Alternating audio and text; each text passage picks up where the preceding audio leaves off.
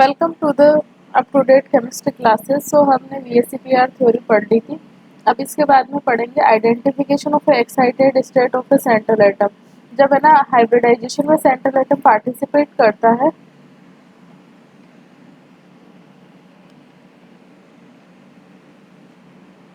ना, जब हाइब्रिडाइजेशन में जब सेंट्रल एटम पार्टिसिपेट करता है तब वो कौन सी एक्साइटेड स्टेट में हाइब्रिडाइजेशन होता है, वो सब चीज़ें उसे है ना एक्साइटेड स्टेट का है ना आइडेंटिफिकेशन करना है ना सेंट्रल एटम का। अब ये जैसे identify the type of excited state of the central atom in the given molecule और ए आयन। जैसे ये है ना SF6 है, ठीक है। इसका हाइब्रिडाइजेशन कौन सा है? sp3d2 हाइब्रिडाइजेशन है। n इज इक्वल टू क्या आता है? 6 आता है। जब हम कैलकुलेट करते हैं वैलेंस शेल में 6 electron plus 6 univalent atom divided by 2 is equal to आ जाएगा 6। तो हाइब्रिडाइजेशन कौन सा हो गया? sp3d2 हाइब्रिडाइजेशन हो गया। इसका इलेक्ट्रॉनिक कॉन्फ़िगरेशन देखते हैं, ये हो गया 3s2 हो गया और ये 3p4 हो गया। ठीक है, तो हमें कितने, अब है ना जैसे ना सराउंडिंग एटम्स देखे तो वो भी कितने हैं? 6 हैं। तो एक इलेक्ट्रॉन तो है ना जो F1 का इसमें से ना p ऑर्बिटल में से ना d ऑर्बिटल में एक्साइट होएगा और एक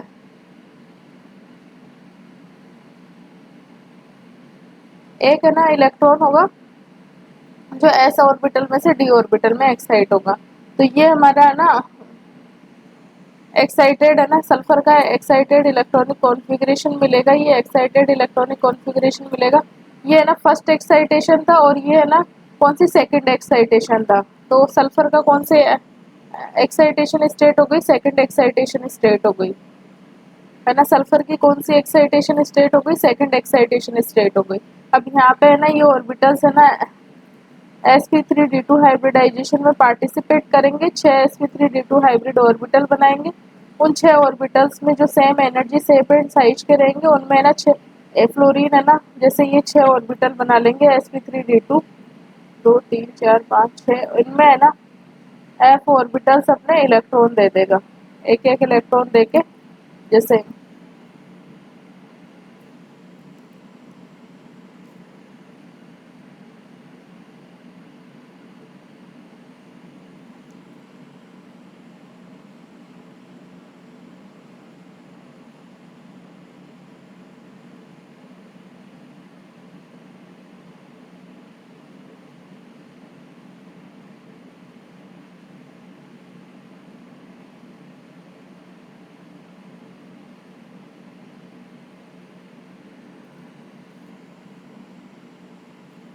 यहाँ पे है ना जैसे ये छः छः ना sp3d2 हाइब्रिड ऑर्बिटल बन जाएंगे। फिर मैं इनमें ना 6 जो f है ना अपना एक एक इलेक्ट्रॉन देख के और फिर है ना बॉन्ड फॉर्मेशन कर लेगा इस तरह से, है ना। तो ये मॉलिक्यूल बन जाएगा SF6 मॉलिक्यूल का, इस प्रकार से फॉर्मेशन हो जाएगा। अब जैसे XeO4 है, ठीक है। तो XeO4 है, इसका जो n इज इक्वल टू क्या आ रहा है? इससे 4 आया तो हाइब्रिडाइजेशन कैसा है? sp3 हाइब्रिडाइजेशन है ना। और शेप कैसी है इसकी? टेट्राहेड्रल शेप है, ठीक है। क्योंकि चारों लिगेंड है ना, मतलब जो चारों सराउंडिंग एटम्स है वो आइडेंटिकल है, तो एक आइडियल शेप है इसकी। अब इसका है ना आउटर सेल है ना वैलेंस जिनोन है, जिनोन सेंट्रल एटम है। इसका आउटर सेल है ना वैलेंस सेल इलेक्ट्रॉनिक कॉन्फ़िगरेशन देखते हैं तो आता है 5s2 5p6, ठीक है। अब हमें ना sp3 हाइब्रिडाइजेशन करना है। तो है ना ये जो p वाले है ना इलेक्ट्रॉन्स है ना वो है ना एक एक इलेक्ट्रॉन d में एक्साइट हो जाएगा। तो ये फर्स्ट एक्साइटेशन स्टेट हो जाएगी, सेकंड एक्साइटेशन स्टेट हो जाएगी, थर्ड एक्साइटेशन स्टेट हो जाएगी और ये फोर्थ एक्साइटेशन स्टेट हो जाएगी। और ये है ना sp3 देखो यहाँ पे ये बता रखा है कि जैसे है ना ये 4 ऑर्बिटल है,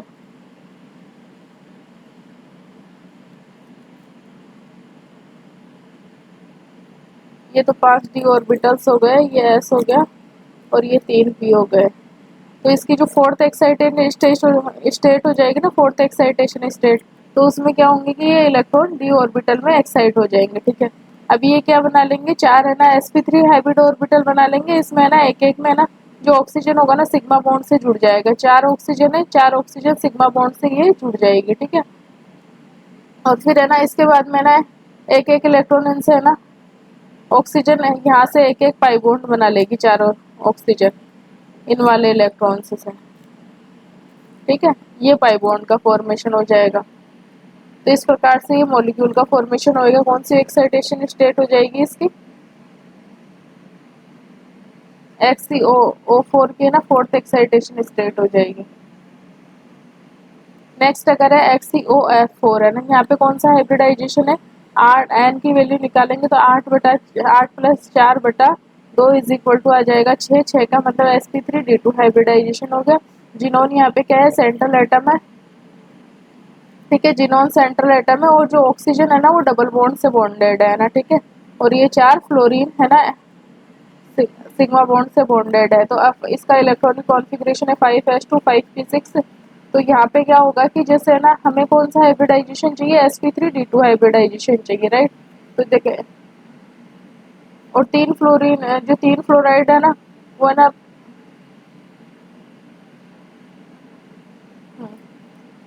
तो ये इलेक्ट्रॉन जो डी वाले, ये पी वाले इलेक्ट्रॉन है ना डी ऑर्बिटल्स में एक्साइट होंगे इस प्रकार से।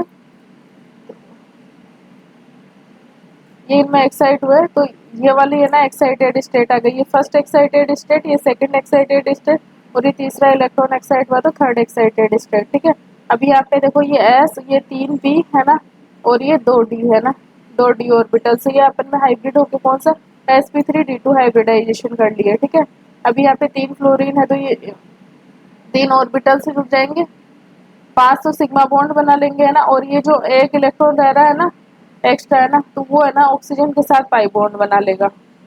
इस प्रकार से इसकी जिनोन की कौन सी ऑक्सीडेशन स्टेट एक्साइटेड स्टेट हो जाएगी? थर्ड एक्साइटेड स्टेट हो जाएगी। नेक्स्ट है SF4। SF4 का हाइब्रिडाइजेशन कौन सा है? sp3d हाइब्रिडाइजेशन है।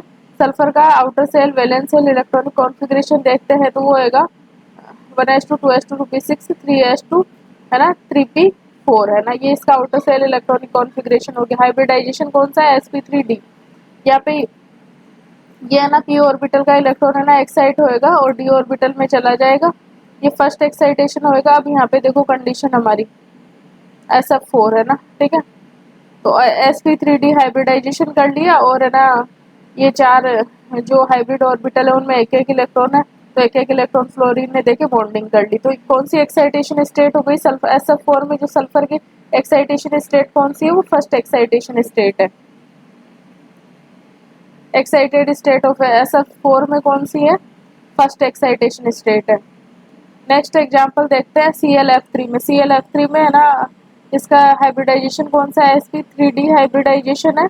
और क्लोरीन का है ना आउटर सेल इलेक्ट्रॉनिक कॉन्फ़िगरेशन क्या है? 3s2 3p5 है। ठीक है, भी 3s2 3p5 है। एक है ना p ऑर्बिटल का इलेक्ट्रॉन d में एक्साइट होएगा, तो ये देखो sp3 और d है ना, और तीन फ्लोरीन है ना, तो 3 फ्लोरीन है ना एक जिन ऑर्बिटल्स में हाइब्रिड ऑर्बिटल्स में एक एक इलेक्ट्रॉन है उनसे बॉन्डिंग कर लेंगे और ये क्या बना लेंगे? sp3d हाइब्रिडाइजेशन हो जाएगा। और इसकी एक्साइटेड स्टेट कौन सी है? फर्स्ट एक्साइटेड स्टेट है क्लोरीन की सेंट्रल एटम की। नेक्स्ट एग्जांपल है XCF2 है ना, हाइब्रिडाइजेशन कौन सा है? sp3d हाइब्रिडाइजेशन है ना। ठीक है, अब है ना जिनोन का है ना आउटर सेल इलेक्ट्रॉनिक कॉन्फ़िगरेशन क्या है? S2 NS2 और NP6 है ना। ठीक है, अब हमारे पास तो कितने 2 फ्लोरीन जोड़ने हैं ना, तो एक है ना p ऑर्बिटल का जो इलेक्ट्रॉन रहेगा, p ऑर्बिटल से एक इलेक्ट्रॉन d ऑर्बिटल में एक्साइट होएगा है ना, तो ये कौन सा होगा? फर्स्ट एक्साइटेड स्टेट हो गई इसकी। ठीक है, तो यहाँ पे ये जो हाइब्रिडाइजेशन क्या हो जाएगा? ये एक s 3p और एक d ऑर्बिटल है ना मिलके क्या बना लेंगे? 5 sp3d ऑर्बिटल बना लेंगे। जिन sp3d ऑर्बिटल्स में एक एक इलेक्ट्रॉन है उनमें है ना फ्लोरीन अपना एक एक इलेक्ट्रॉन देके बॉन्ड फॉर्मेशन कर लेगा। तो ये हो गया इसकी एक्साइटेड स्टेट। तो कौन सी हो गई इसमें? जिनोन की फर्स्ट एक्साइटेड स्टेट हो गई। अब identification of A type of, अगर और एग्जांपल्स है वो भी एक बार देख लेते हैं। जैसे कि PCl XCF6 है। ठीक है, XCF6 में है ना क्या इलेक्ट्रॉनिक कॉन्फ़िगरेशन है? S2p6 है ना, और हमारे पास हमें पता है कि हाइब्रिडाइजेशन कौन सा sp3 है ना d2 है। नहीं, 8 और 6 14 sp3d3 हाइब्रिडाइजेशन है। ठीक है, तो जो p ऑर्बिटल के ना 3 इलेक्ट्रॉन होंगे ना वो नेक्स्ट d ऑर्बिटल्स में ना एक्साइट हो जाएंगे। जैसे ये p ऑर्बिटल के 3 इलेक्ट्रॉन है वो नेक्स्ट जो d ऑर्बिटल है उनमें एक्साइट हो जाएंगे, और ये क्या हो जाएगा? sp3d3 हाइब्रिडाइजेशन हो जाएगा। और ये कौन सी एक्साइटेड स्टेट हो गई इसकी, देखो इसके 3 इलेक्ट्रॉन एक्साइट हुए ना, तो थर्ड एक्साइटेड स्टेट हो गई। ठीक है, और इसमें ना एक एक फ्लोरीन यहाँ पे बॉन्ड फॉर्मेशन कर लेगा, ये जो हाइब्रिड ऑर्बिटल में जिनके साथ एक एक इलेक्ट्रॉन है। तो इस प्रकार से इसकी थर्ड एक्साइटेड स्टेट हो जाएगी। PCl5 की फर्स्ट एक्साइटेड स्टेट कैसे, आउटर सेल इलेक्ट्रॉनिक कॉन्फ़िगरेशन क्या होता है, 3s2 3p5 होता है। ठीक है, और है ना PC 3s2 3p3 है ना, 3p3 होता है। तो ये जो s इलेक्ट्रॉन होएगा ना, वो d इलेक्ट्रॉन d ऑर्बिटल में ना एक्साइट हो जाएगा।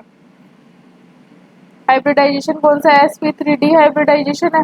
तो इस प्रकार से ये इलेक्ट्रॉनिक कॉन्फ़िगरेशन आ जाएगा, एक एक इलेक्ट्रॉन p में आ जाएगा और एक इलेक्ट्रॉन d में आ जाएगा, है ना,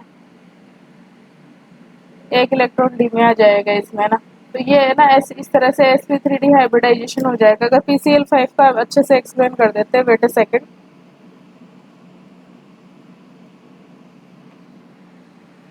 जैसे PCl5 है, PCl5 में है ना फॉस्फोरस है सेंट्रल एटम। पहले तो इसका हाइब्रिडाइजेशन देख लेते हैं, वो कौन सा है, sp3d हाइब्रिडाइजेशन है। फिर है ना फॉस्फोरस क्या है कि सेंट्रल एटम है, इसका electronic outer shell electronic configuration क्या होता है, वैलेंस शेल 3s2 3p3। ठीक है, तो ये हो गया 3s2 और ये हो गया 3p3, 3p3 हो गया, और ये वैकेंट d ऑर्बिटल हो गया। ठीक है, अब ये क्या क्या होगा कि हमें कौन सा sp3d हाइब्रिडाइजेशन करना है। तो ये जो s इलेक्ट्रॉन है ना, ये d ऑर्बिटल में एक्साइट हो जाएंगे। तो हमारे पास ये एक्साइटेड जो फॉस्फोरस की है, कौन सा फर्स्ट एक्साइटेशन हो रहा है ना, और ये एक इलेक्ट्रॉन d ऑर्बिटल में एक्साइट हो गया। तो हमारे पास अब ये है ना जो ऑर्बिटल्स है, ये आपस में है ना इंटरमिक्स होके है ना S5 है ना sp3d ऑर्बिटल्स बना लेंगे। ठीक है, और फिर ये जो 5 sp3d ऑर्बिटल्स बनेंगे, जो सेम है ना सेफ साइज एंड एनर्जी के होंगे, वो है ना एक एक जो क्लोरीन है, उसका क्लोरीन का कौन सा ऑर्बिटल है ना, p ऑर्बिटल पार्टिसिपेट करेगा ना। तो उस p ऑर्बिटल के साथ जैसे कि ना ये sp3d ऑर्बिटल हो गया, और ये क्लोरीन का p ऑर्बिटल हो गया। तो इस टाइप से ये ओवरलैप करके है ना 5 है ना फॉस्फोरस क्लोरीन बॉन्ड का फॉर्मेशन हो जाएगा। तो ये जो sp3 ये जो ऑर्बिटल बने हैं, तो इसमें है ना क्लोरीन अपना एक एक इलेक्ट्रॉन देगा, और इनके साथ ओवरलैपिंग से है ना बॉन्ड फॉर्मेशन कर लेगा। तो यहाँ पे एक्साइटेशन स्टेट देखे ना सेंट्रल एटम की, तो फर्स्ट एक्साइटेशन स्टेट हो रही है, ओनली एक ही इलेक्ट्रॉन एक्साइट हो रहा है। तो इस प्रकार से हम एक्साइटेशन स्टेट निकाल सकते हैं, सेंट्रल एटम की कौन सी एक्साइटेशन स्टेट है। नेक्स्ट है identification of A pi bonding in the given molecule.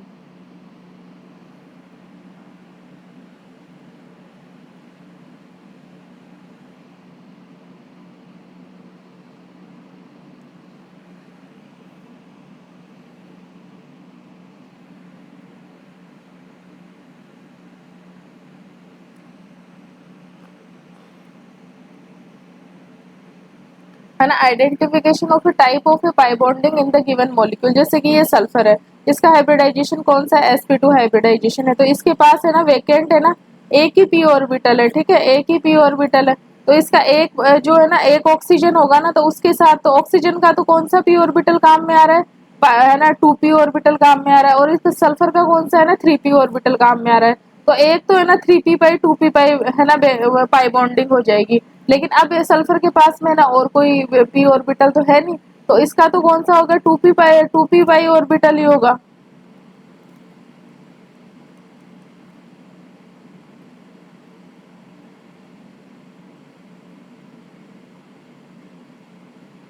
है ना, इसका तो कौन सा 2p पाई ऑर्बिटल ही होगा। लेकिन अब सल्फर का है ना कौन सा, सल्फर में ना d ऑर्बिटल्स होते हैं, तो इसका कौन सा, इसका है ना 3d पाई ऑर्बिटल पार्टिसिपेट करेगा। तो एक पाई बॉन्डिंग तो कैसी हो जाएगी 3p पाई 2p पाई हो जाएगी, और दूसरी कौन सी हो जाएगी 2p पाई 3d पाई हो जाएगी। इसी प्रकार देखिए एक सल्फर, ये सल्फर है ना, ठीक है, सेम sp2 इसका हाइब्रिडाइजेशन है। अगर एक p ऑर्बिटल अवेलेबल है ना, एक 3p ऑर्बिटल, तो वो है ना एक ऑक्सीजन के साथ 3p पाई 2p पाई, ऑक्सीजन का 2p ऑर्बिटल काम में आ रहा है। ठीक है, तो इसका एक 3p ऑर्बिटल काम में आके 3p पाई 2p पाई कर लेगा। और ये जो दो पाई बॉन्ड है दो, इनमें ना इसका सल्फर का 3d ऑर्बिटल काम में आएगा। तो 3d पाई और 3d पाई 2p पाई है ना, ये पाई बॉन्डिंग होएगी। इसी प्रकार जिनोन में देखते हैं, तो जिनोन का है ना यहाँ पे हाइब्रिडाइजेशन कौन सा है, हाइब्रिडाइजेशन है XCO4 का sp3 हाइब्रिडाइजेशन है, मतलब इसके पास p ऑर्बिटल तो अवेलेबल है नहीं। तो बाकी है ना ऑक्सीजन का तो कौन सा होगा, 2p ऑर्बिटल ही काम में आएगा, है ना 2p पाई। लेकिन जिनोन का यहाँ पे अब d ऑर्बिटल काम में आएगा, और d ऑर्बिटल भी कौन सा 5d ऑर्बिटल आएगा, क्योंकि कौन से नंबर पे आती है ये, 5d सीरीज के उसमें आती है।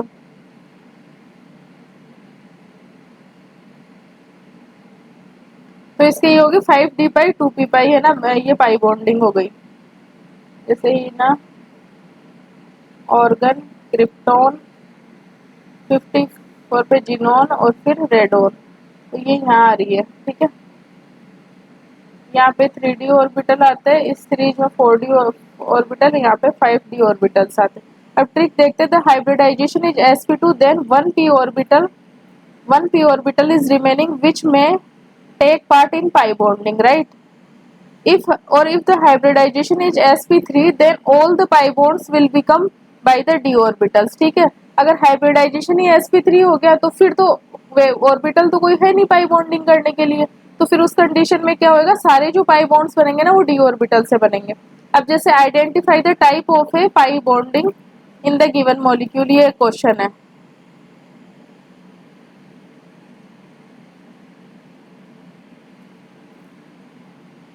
है ना, pi bonding in the given molecule XCO3F2 है।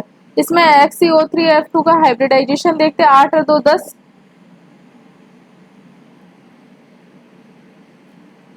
sp3d हाइब्रिडाइजेशन है ना। कौन सा हाइब्रिडाइजेशन है इसका, sp3d हाइब्रिडाइजेशन है, ठीक है। तो अब इसमें ना जिनोन है, जिनोन के ना तीनों p ऑर्बिटल काम में आ रहे हैं।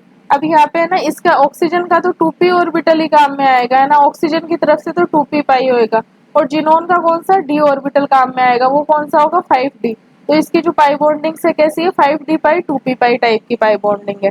नेक्स्ट एग्जाम्पल है सल्फर, सल्फर का हाइब्रिडाइजेशन कौन सा है, यहाँ पे देख सिग्मा बॉन्ड्स देखते हैं ना, ठीक है। 1 2 3 4 है ना, 4 सिग्मा बॉन्ड से तो n इज इक्वल टू क्या हो गया, 4 हो गया। तो हाइब्रिडाइजेशन कैसा हो गया, sp3 हो गया, क्योंकि इस पे लोन पेयर तो कोई है नहीं, ठीक है। तो s ऑर्बिटल तो इसका कोई भी अवेलेबल, p ऑर्बिटल तो इसका है ना सल्फर का अवेलेबल है ही नहीं, तो इसका कौन सा है ना 3d ऑर्बिटल काम में आएगा। ऑक्सीजन का कौन सा 2p ऑर्बिटल काम में आएगा, तो ये कैसी पाई बॉन्डिंग हो जाएगी, 3d पाई 2p पाई पाई बॉन्डिंग हो जाएगी, 3d पाई 2p पाई टाइप की पाई बॉन्डिंग हो जाएगी। नेक्स्ट एग्जाम्पल है हमारा, हम देख रहे हैं ये वाली जो पाई बॉन्डिंग है ना वो किस टाइप की पाई बॉन्डिंग है, तो नाइट्रोजन का हाइब्रिडाइजेशन अब हम देखते हैं, 1 2, और ये लोन पेयर कैसा है, लोकलाइज्ड है, तो इसका हाइब्रिडाइजेशन नाइट्रोजन का कैसा आ गया, sp2 आ गया। फॉस्फोरस का देखते हैं तो सिग्मा बॉन्ड कितने हैं, 1 2 3 4, क्या फॉस्फोरस पे कोई लोन पेयर है, नहीं है, तो इसका जो हाइब्रिडाइजेशन कैसा हो जाएगा, इसका हो गया sp3 हो गया। तो मतलब फॉस्फोरस पे तो p ऑर्बिटल नहीं है, तो यहाँ का तो d ऑर्बिटल काम में आएगा, है ना, और वो कौन सा होगा 3d। और इसका कौन सा आएगा कि 2p ऑर्बिटल काम में आएगा, तो कैसी पाई बॉन्डिंग हो जाएगी, 3d पाई 2p पाई, है ना, पाई बॉन्डिंग हो जाएगी। नेक्स्ट एग्जाम्पल है, इसमें हमें ना ये वाली पाई बॉन्डिंग निकालनी है, तो पहले तो देखेंगे कि इसका है ना हाइब्रिडाइजेशन कौन सा है, इसका 1 2 3 4 है ना, तो इसका हाइब्रिडाइजेशन कैसा है, sp3 है। मतलब p ऑर्बिटल तो वैकेंट p ऑर्बिटल तो यहाँ पे है नहीं, है ना, तो कौन सा है ना, वैकेंट तो नहीं है, p ऑर्बिटल अवेलेबल है ना, ठीक है। तो यहाँ पे ना 3d पाई ऑर्बिटल काम में आएगा और इसका 2p पाई ऑर्बिटल काम में आएगा, तो ये कैसी पाई बॉन्डिंग हो जाएगी, 3d पाई 2p पाई टाइप की पाई बॉन्डिंग हो जाएगी। ये कौन, ये ये p4 ओटे है ना, ये काफी इंपॉर्टेंट है, इसकी स्ट्रक्चर भी पूछी जाती है। इसमें ना 4 तो p डबल बॉन्ड o होते हैं ना, p double bond o, p double bond o, p double bond o, और ये p डबल बॉन्ड o।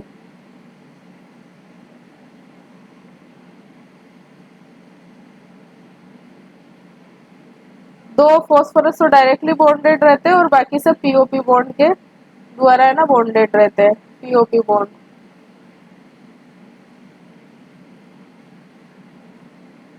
इनके बीच में भी पीओपी बॉन्ड रहेगा, इनके बीच में भी पीओपी बॉन्ड रहेगा।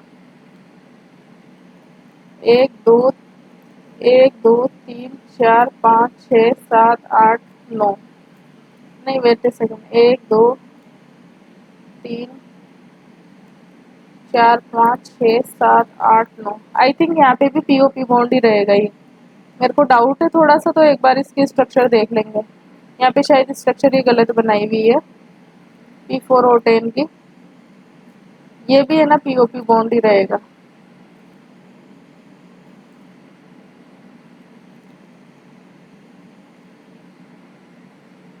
ये है ना POP बॉन्ड ही रहेगा। तो दो तो फॉस्फोरस, 4 ऑक्सीजन तो है ना फॉस्फोरस के साथ डबल बॉन्ड के द्वारा जुड़ी रहती है, बाकी POP बॉन्ड के द्वारा जुड़ी रहती है। ठीक है, तो ये है एग्जैक्ट करेक्ट स्ट्रक्चर, यहाँ पे है ना ये बॉन्ड रहेगा। ठीक है, नेक्स्ट एग्जाम्पल है, तो यहाँ पे है ना इस सल्फर की देखते हैं। सल्फर का सबसे पहले तो हाइब्रिडाइजेशन देखते हैं ना। ये अनसेचुरेटेड है, तो ये जो लोन पेयर कैसा हो गया, ये लोकलाइज्ड हो गया। ठीक है, ये डीलोकलाइजेशन में पार्टिसिपेट नहीं करेगा। तो कितने हो गए, 1 2 3 और एक ये लोन पेयर हो गया। तो ना 3 + 1 n इज इक्वल टू कितना हो गया, 4 हो गया। 4 का मतलब sp3 हाइब्रिडाइजेशन, मतलब यहाँ पे p ऑर्बिटल तो अवेलेबल नहीं है। इसी प्रकार इस सल्फर का हाइब्रिडाइजेशन भी कैसा है, 1 2 3 4 4 सिग्मा बॉन्ड हो गए ना, है ना, और लोन पेयर तो है नहीं, और 4 सिग्मा बॉन्ड हो गए। तो इसका भी हाइब्रिडाइजेशन कैसा हो गया, sp3। अब जब p ऑर्बिटल अवेलेबल ही नहीं है, तो फिर है ना इसका तो 3d ऑर्बिटल काम में आएगा, ऑक्सीजन का 2p आएगा। इसी प्रकार सिमिलरली यहाँ पे भी 3d पाई और 2p पाई टाइप की है ना पाई बॉन्डिंग हो जाएगी। नेक्स्ट एग्जाम्पल है ये सल्फर है ना, इसके n इज इक्वल टू देखेंगे पहले तो कितना आ रहा है, कितने सिग्मा बॉन्ड है, 1 2 3 4। लोन पेयर कोई है नहीं, तो n इज इक्वल टू 4 आ गया। 4 का मतलब sp3 हाइब्रिडाइजेशन हो गया। sp3 हाइब्रिडाइजेशन का मतलब इस पे है ना पाई बॉन्डिंग के लिए कोई भी p ऑर्बिटल अवेलेबल नहीं है, तो इसका 3d पाई ऑर्बिटल काम में आएगा। तो कैसी पाई बॉन्डिंग हो जाएगी, 3d पाई 2p पाई टाइप की पाई बॉन्डिंग हो जाएगी। ठीक है, नेक्स्ट अब आता है बैक बॉन्डिंग।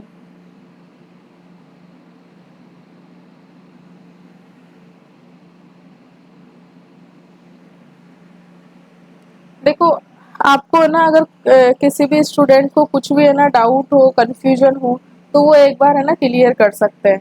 कमेंट सेक्शन में कमेंट कर देना, आपके डाउट्स को क्लियर किया जाएगा। और आपको कैसी लग रही है क्लास, ये फीडबैक जरूर देना। नेक्स्ट है बैक बॉन्डिंग। तो बैक बॉन्डिंग क्या होती है, कंडीशन के लिए बैक बॉन्डिंग के लिए क्या होती है ना, donor atom, donor atom. Back bonding में क्या होती है, एक तो डोनर एटम रहता है और एक होता है एक्सेप्टर एटम रहता है ना। तो डोनर एटम अगर है ना सेंट्रल एटम डोनर एटम है, मतलब है ना सेंट्रल एटम से ना सराउंडिंग एटम की तरफ है ना बैक बॉन्डिंग हो रही है। ये क्या हो रही है, सेंट्रल एटम से डोनर है, तो फिर लेने वाला एक्सेप्टर कौन सा हो जाएगा, सेंट्रल एटम डोनर है तो एक्सेप्टर कौन सा हो जाएगा, सराउंडिंग एटम हो जाएगा। तो ये क्या है, direction of a back bonding है, central atom to surrounding atom. ठीक है, और अगर है ना डोनर एटम कैसा है, सराउंडिंग एटम अगर डोनर एटम है ना, तो सराउंडिंग एटम डोनर एटम है, तो एक्सेप्टर एटम कौन सा हो जाएगा, सेंट्रल एटम हो जाएगा। तो है ना सराउंडिंग टू सेंट्रल, ये direction of a back bonding है। तो जो भी डोनर एटम है ना, उसकी क्या कंडीशन होनी चाहिए, उसके पास खुद के पास इलेक्ट्रॉन होने चाहिए, मतलब उसके पास है ना फील्ड 2p 3p और ये 4p ऑर्बिटल होने चाहिए ये। ठीक है, एक्सेप्टर एटम की कंडीशन क्या होनी चाहिए, एक्सेप्ट कब करेगा, जब उसके पास खाली होंगे ऑर्बिटल, है ना। तो उसके पास है ना वैकेंट ऑर्बिटल होने चाहिए, और ये वैकेंट ऑर्बिटल कौन से हो सकते हैं, 2p orbital 3p 3d 4d orbitals उसके पास वैकेंट हो सकते हैं। राइट, ये होते डोनर की कंडीशंस क्या हो गई, और ये एक्सेप्टर की कंडीशन क्या हो गई। डोनर के पास भरे हुए ऑर्बिटल होने चाहिए, फील्ड ऑर्बिटल होने चाहिए, और एक्सेप्टर के पास वैकेंट ऑर्बिटल होने चाहिए। अब एक कंडीशन आती है सिग्निफिकेंट बैक बॉन्डिंग जिसे बोलते हैं। ठीक है, तो सिग्निफिकेंट बैक बॉन्डिंग की क्या कंडीशन आती है कि for significant back bonding among donor और एटम और एक्सेप्टर एटम, है ना, one must be from the second period, है ना। मतलब या तो डोनर या जो सिग्निफिकेंट जो बैक बॉन्डिंग बोलते हैं ना, उसके लिए क्या कंडीशन होनी चाहिए, या तो डोनर एटम हो या फिर एक्सेप्टर एटम हो, दोनों में से एक कौन से पीरियड से होना चाहिए, दोनों में से एक होना चाहिए सेकंड पीरियड से होना चाहिए। ये कंडीशन है सिग्निफिकेंट बैक बॉन्डिंग की। ठीक है, ये कंडीशन है सिग्निफिकेंट बैक बॉन्डिंग की।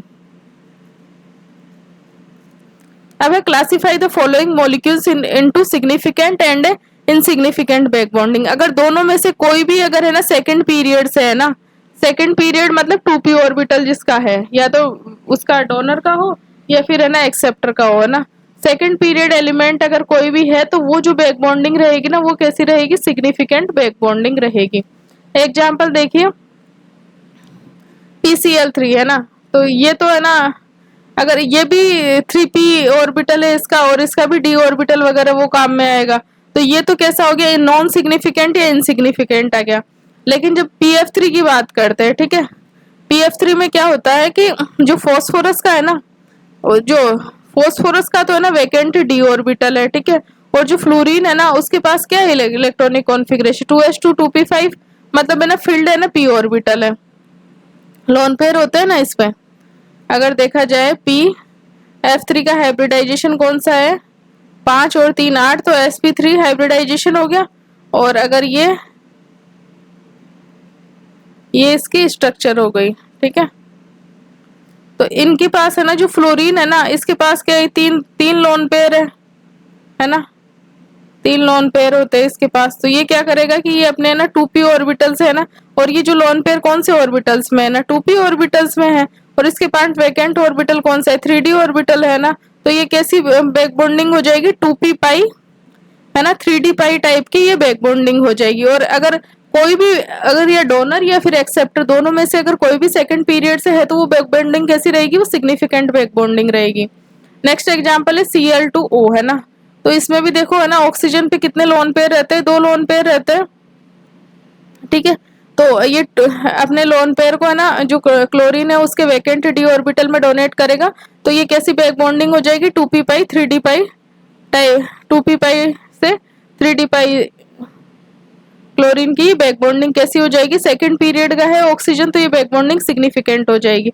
अब ये H2O है, ऑक्सीजन के पास तो देखो ये स्ट्रक्चर होती है H2O की, ठीक है, इसके पास ये लोन पेयर है 2, लेकिन इसके पास तो लोन पेयर है और फील्ड ऑर्बिटल है, लेकिन इसके पास एक्सेप्ट करने के लिए कुछ है ही नहीं, तो ये कैसी बैक बॉन्डिंग हो गई, इनसिग्निफिकेंट हो गई। अमोनिया में भी सेम है कि लेने के लिए भी तो खाली ऑर्बिटल चाहिए, लेकिन हाइड्रोजन के पास तो कोई ऑर्बिटल है ही नहीं, तो इसके पास भी इनसिग्निफिकेंट हो गई। अब जैसे नाइट्रोजन है, तो नाइट्रोजन में क्या है, NF3 है ना, तो फ्लोरीन के पास ये लोन पेयर है, ये लोन पेयर अपने दे सकता है, लेकिन इसके पास नाइट्रोजन के पास कोई वैकेंट ऑर्बिटल ही नहीं है लेने के लिए, तो यहाँ पे भी बैक बॉन्डिंग कैसी हो गई, इनसिग्निफिकेंट हो गई। नेक्स्ट है CH3 ट्राई मिथाइल अमीन हो गया है ना, तो यहाँ पे भी क्या है कि जो नाइट्रोजन के पास लोन पेयर है, लेकिन है ना ये जो कार्बन के पास वैकेंट ऑर्बिटल नहीं है लेने के लिए, तो यहाँ पे भी इनसिग्निफिकेंट हो गए। अब ये जो एग्जाम्पल आता है ना, ये काफी इंपॉर्टेंट एग्जाम्पल है, ये काफी इंपॉर्टेंट एग्जाम्पल है, ठीक है। तो यहाँ पे देखो कि जो सिलिकॉन है ना, नाइट्रोजन के पास तो क्या है, लोन पेयर है, और सिलिकॉन के पास क्या है, वैकेंट डी ऑर्बिटल है ना, तो है ना कैसी बैक बॉन्डिंग की जो डायरेक्शन क्या होगी, central atom to surrounding atom रहेगी, ठीक है, 2p पाई से 3d पाई है ना, ये बैक बॉन्डिंग रहेगी। और नाइट्रोजन कौन से सेकंड पीरियड से है, तो ये बैक बॉन्डिंग कैसी होगी, सिग्निफिकेंट बैक बॉन्डिंग होगी।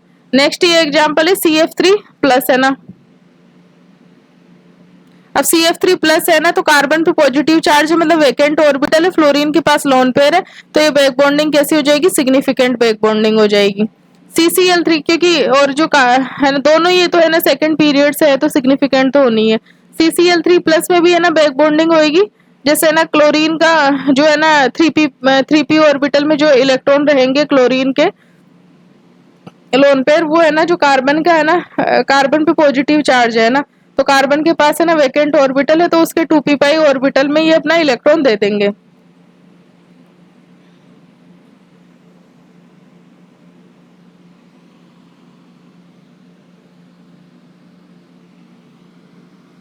नेक्स्ट एग्जांपल है CCl3 माइनस है ना, हम देखो CCl3 माइनस है ना, तो यहाँ पे जो बैक बॉन्डिंग की डायरेक्शन क्या है, यहाँ पे है ना central atom to surrounding atom है ना बैक बॉन्डिंग हो रही है, ठीक है।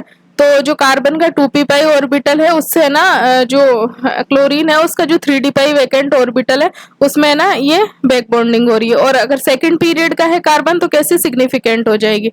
अब ये आता है CF3 माइनस है ना, CF3 है तो कार्बन के पास तो इलेक्ट्रॉन तो है, लेकिन इस जो सराउंडिंग एटम है ना ये है फ्लोरीन है, इसके पास कोई वैकेंट डी ऑर्बिटल है नहीं, तो यहाँ पे है ना बैक बॉन्डिंग हो ही नहीं पाएगी, ठीक है। तो ये कैसे हो जाएगी, इनसिग्निफिकेंट हो जाएगी।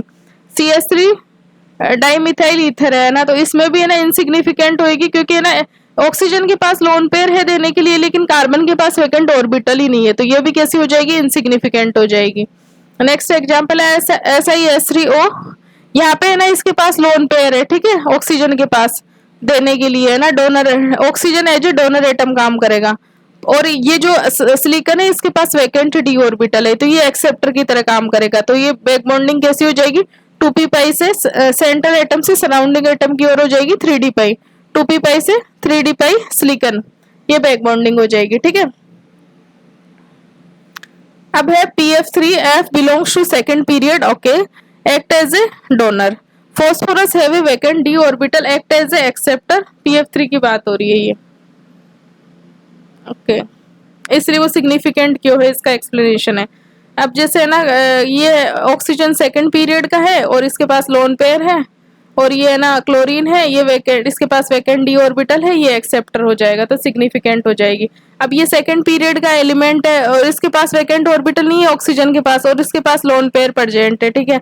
अब ये हाइड्रोजन है, इसके पास वैकेंट ऑर्बिटल नहीं है, तो ये बैक बॉन्डिंग कैसी हो जाएगी, इनसिग्निफिकेंट हो जाएगी। होगी कैसे, ये इलेक्ट्रॉन देने के लिए तैयार है, लेकिन हाइड्रोजन के पास भी तो ऑर्बिटल होने चाहिए जहां से वो जिसमें वो इलेक्ट्रॉन ले सके। सेम है ना अमोनिया में भी ना इनसिग्निफिकेंट बैक बॉन्डिंग हो गई। अब देखते हैं type of back bonding, P pi back bonding हो रही है, डी पाई पी पाई बैक बॉन्डिंग हो रही है ना। पी पाई बैक बॉन्डिंग जो होती है इट्स है ना कोलेटरल ओवरलैपिंग होती है बिटवीन टू ऑर्बिटल्स, है ना। जैसे ये दो पी ऑर्बिटल्स है तो इनके बीच में है ना कोलेटरल ओवरलैपिंग होती है। As well as the size of the p orbital increases, extent of p pi back bonding क्या होता है कि डिक्रीज होता जाता है, ठीक है।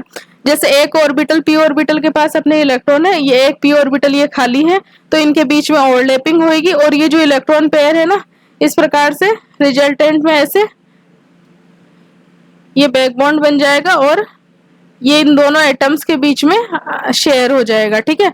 ये तो कैसा है, ये फील्ड पी ऑर्बिटल है ना, फील्ड है, और ये कैसा है, वैकेंट पी ऑर्बिटल है, ठीक है, वैकेंट पी ऑर्बिटल है। इनके बीच में ना ओवरलैपिंग होगी।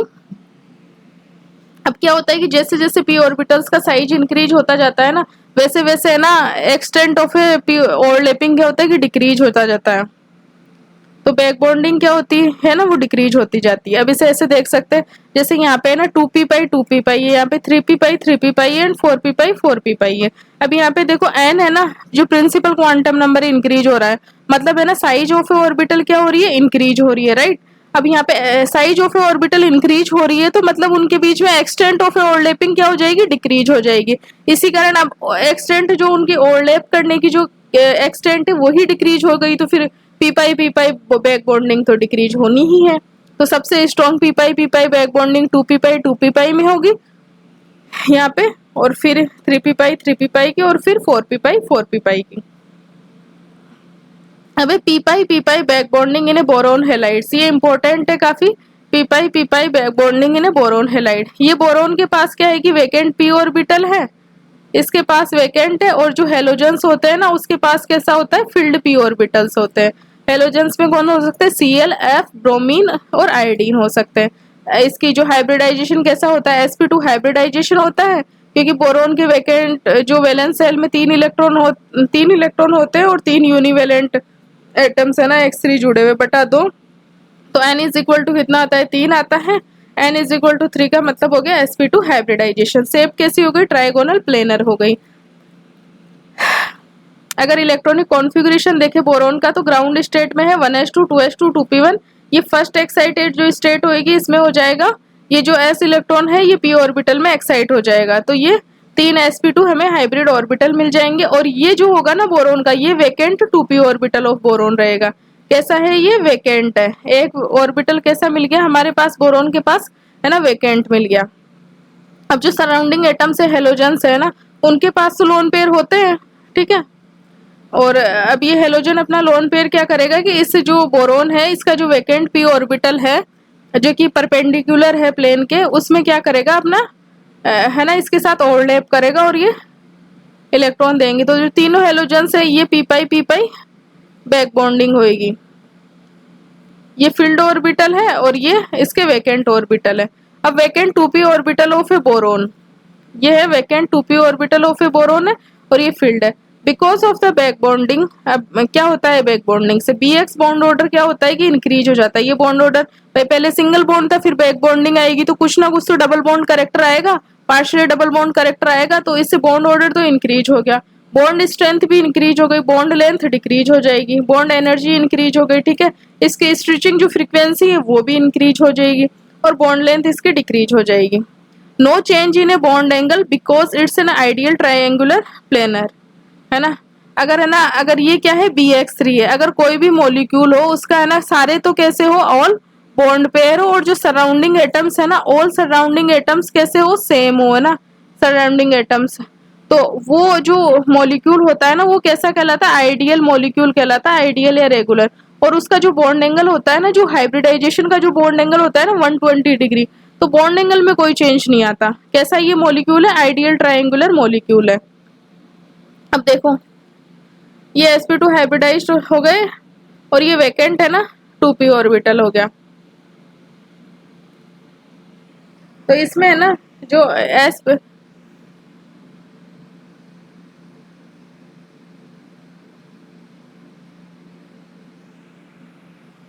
BX3 है ना, तो 6 इलेक्ट्रॉन है ना वैलेंस शेल, बोरोन के जो वैलेंस शेल में है ना। अब ये जो BX3 है ना, इसमें है ना जो बोरोन है ना, इसके वैलेंस शेल में भी कितने 6 इलेक्ट्रॉन है, मतलब ये कैसा है, इलेक्ट्रॉनिकली डेफिशिएंट है ना, ठीक है। और कैसे बिहेव करेगा ये, as a Lewis acid behave करेगा, क्योंकि बोरोन का है ना ऑक्टेट इनकम्प्लीट होता है बोरोन हैलाइड्स में। अब since boron halides are electronically deficient species, so these behave as a Lewis acid की तरह ये है ना बिहेव करती है। तो यहाँ पे हम देखेंगे कि लुईस एसिडिटी का ऑर्डर क्या रहेगा, ये इंपॉर्टेंट है सबसे ज्यादा। अब हमें पता है BF3 में जो बैक बॉन्डिंग हो रही है, इसका फ्लोरीन का भी 2p ऑर्बिटल पार्टिसिपेट कर रहा है और बोरोन का तो 2p वैकेंट ऑर्बिटल पार्टिसिपेट करेगा ही। यहाँ पे ना क्लोरीन का 3p ऑर्बिटल पार्टिसिपेट करेगा और ये ब्रोमीन है इसका 4p ऑर्बिटल पार्टिसिपेट करेगा। अब आप देख रहे हो कि जैसे जैसे है ना लेफ्ट टू राइट जा रहे हैं, फ्लोरीन टू ब्रोमीन जा रहे हैं, एन इंक्रीज हो रहा है, ठीक है। तो size of A p orbital of A halogen क्या हो रही है कि इंक्रीज हो रही है। तो क्या हो रहा है कि p बैक बॉन्डिंग है ना वो क्या होनी, डिक्रीज होने लग जाएगी। अब p अगर जो ये बोरोन था, अगर इसके से जुड़े हुए हेलोजन थे, अगर इनके साथ इसकी बैक बॉन्डिंग कम हो रही है, मतलब इसकी जो इलेक्ट्रॉन्स की से जरूरत थी वो कम पूरी हो पा रही है, ठीक है। तो इसकी जो अगर इलेक्ट्रॉन्स की इसकी जरूरत कम पूरी हो पाएगी तो इसकी जो लुईस एसिडिटी क्या होगी, वो इंक्रीज होगी, ठीक है। वो क्या होगी कि इंक्रीज होगी।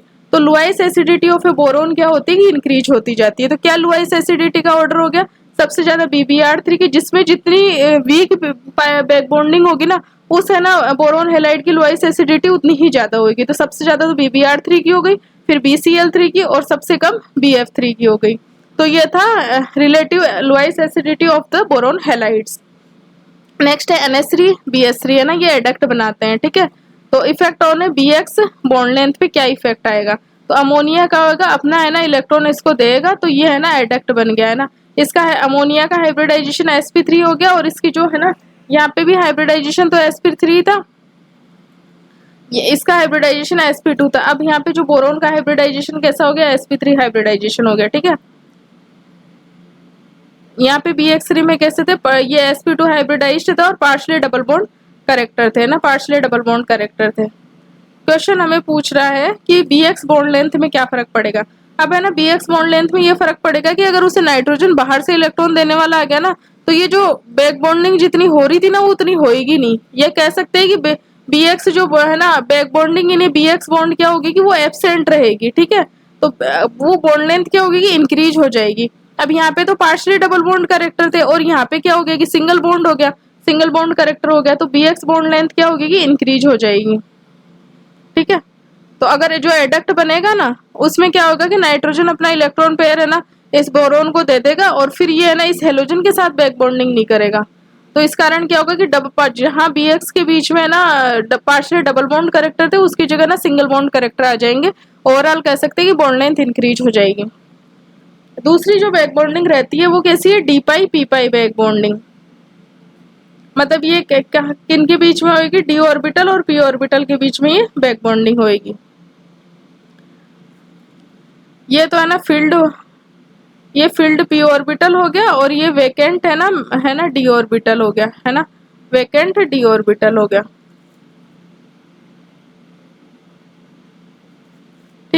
If principal quantum number remain same, okay, अगर इनका जो principal quantum number remain same, size of a orbital remain same, then d pi p pi bonding is more effective than the p pi bonding because of the inclinable nature of the d orbital। मतलब क्या होता है कि अगर है ना n अगर हम सेम कर दे, ठीक है, अगर m सेम कर दे, प्रिंसिपल क्वांटम नंबर अगर सेम कर दे, तो जो d pi p pi back bonding है ना वो इफेक्टिव रहेगी over the p pi back bonding. और इसका कारण क्या है कि जो ये जो d ऑर्बिटल्स की लोब्स रहती है ना वो थोड़ी झुकी हुई रहती है ना, इस कारण क्या होता है कि इसके साथ है ना अच्छे से है ना ओवरलैपिंग कर पाती है।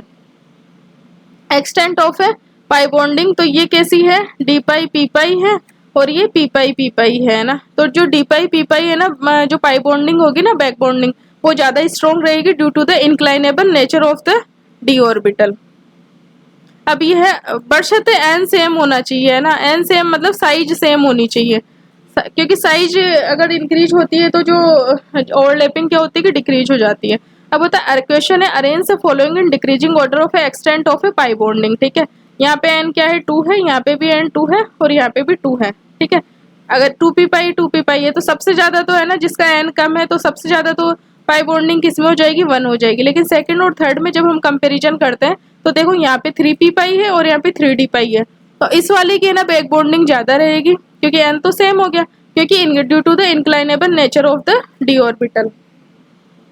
नेक्स्ट क्वेश्चन है which of the following back bonding is insignificant. Insignificant का मतलब कोई भी है ना सेकंड पीरियड से नहीं हो, तो इसमें ये सेकंड पीरियड से, 2p सेकंड पीरियड से, ये 2p सेकंड पीरियड से, लेकिन 3p पाई 4d पाई में कोई भी अगर है ना सेकंड पीरियड से नहीं है, तो जो सेकंड पीरियड से अगर बैक बॉन्डिंग में पार्टिसिपेट करने वाले डोनर या एक्सेप्टर नहीं रहेंगे तो वो बैक बॉन्डिंग कैसी हो जाएगी, इनसिग्निफिकेंट हो जाएगी। नेक्स्ट है arrange the following in decreasing order of A carbon hydrogen bond length, है ना, ठीक है, तो ये क्या है ना carbon hydrogen bond length, carbon hydrogen bond length. अब ये क्या करेगा कि जो मोर इलेक्ट्रोनेगेटिव एटम होता है ना, तो जिस हाइब्रिडाइजेशन तो सबका क्या है sp3 है, लेकिन जिस है ना 4 sp3 ऑर्बिटल होते हैं ना, ठीक है, कार्बन के है ना 4 sp3 ऑर्बिटल होंगे, तो जिन sp3 ऑर्बिटल से फ्लोरीन जुड़ेगा ना उनमें क्या करेगा कि वो है ना परसेंट एस करेक्टर डिक्रीज कर देंगे, तो इसके जो अपोजिट फिर जो CH वाला जो रहेगा ना, CH बॉन्ड वाला जो sp3 ऑर्बिटल रहेगा उसमें परसेंट एस करेक्टर इंक्रीज हो जाएंगे, तो वहां पे क्या होगा कि बॉन्ड लेंथ है ना डिक्रीज हो जाएगी। तो सबसे ज्यादा तो जिसमें जितना ज्यादा फ्लोरीन होगा उस वाले CH बॉन्ड की बॉन्ड लेंथ उतनी ही कम होगी, तो सबसे ज्यादा बॉन्ड लेंथ इसकी, फिर इसमें 1 फ्लोरीन है, फिर इसमें 2 फ्लोरीन है और फिर 3 फ्लोरीन है, तो ये हो गया CH बॉन्ड लेंथ का ऑर्डर हो गया, ठीक है। हमने ये चीज है ना बेंट रूल में भी पढ़ी थी, तो ये बेंट रूल में वाली क्लास में भी आप और अच्छे से डिटेल से देख सकते हो।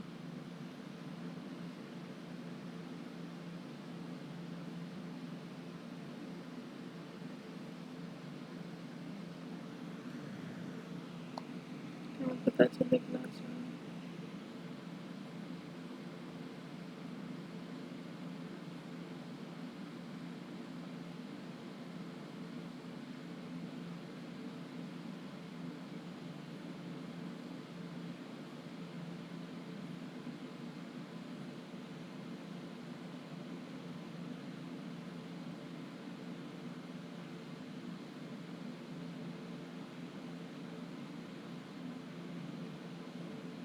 अब ये एप्लीकेशन ऑफ है जो बैक बॉन्डिंग है हम ये नेक्स्ट क्लास में देख लेंगे।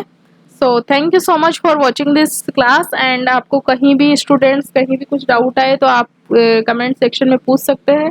और क्लास कैसी लगी आपको, अगर कॉन्सेप्ट क्लियर हो रहे हैं, चीज़ें समझ में आ रही है तो प्लीज़ फीडबैक जरूर देना कमेंट सेक्शन में। Thank you so much for watching this video.